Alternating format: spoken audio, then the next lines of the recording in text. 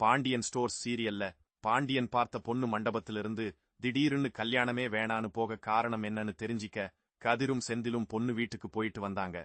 உண்மையை தெரிஞ்சு அவங்க 2 பேரும் வீட்டுக்கு வந்த அடுத்த நொடியே அது அவங்க அப்பா அம்மா கிட்ட சொன்னாங்க. சரி, எந்த பிரச்சனையும் ஆரம்பிக்க வேணாம்.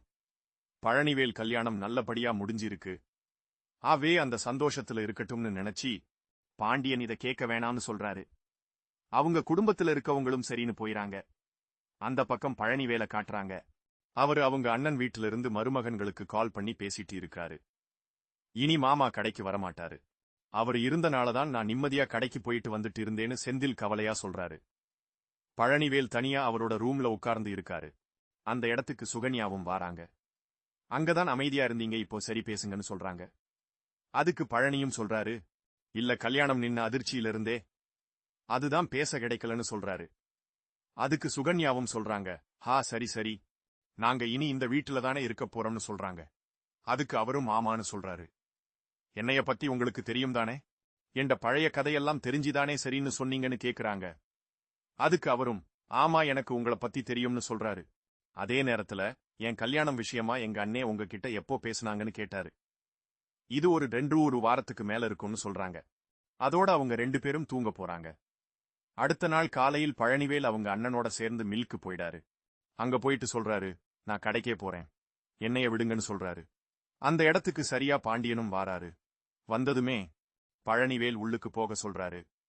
அவரும் உள்ளுக்கு போறாரு. பழனி உள்ளுக்கு போனதுமே அவங்க அண்ணன் 2 பேருக்கிட்டையும் பாண்டியன் பேசுறாரு.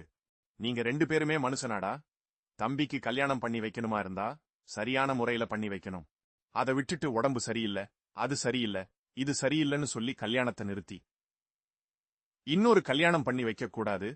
நீங்க பண்ண எல்லா கேவலமான விஷயமும் தெரிஞ்சிட்டு தான் வந்திருக்கே.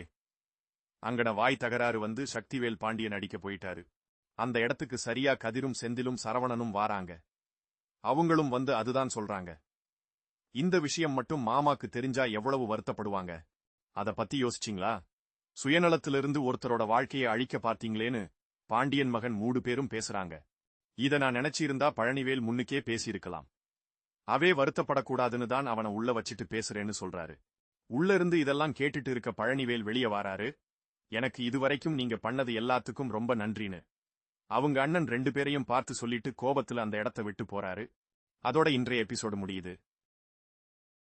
உங்களுக்கு பிடித்தமான சீரியல் ப்ரோமோக்கள், திரை விமர்சனங்கள் மற்றும் சினிமா தகவல்களை தெரிஞ்சுக்க எங்களோட தமிழ் சினிமா சேனலை மறக்காம இப்போதே சப்ஸ்கிரைப் பண்ணுங்க.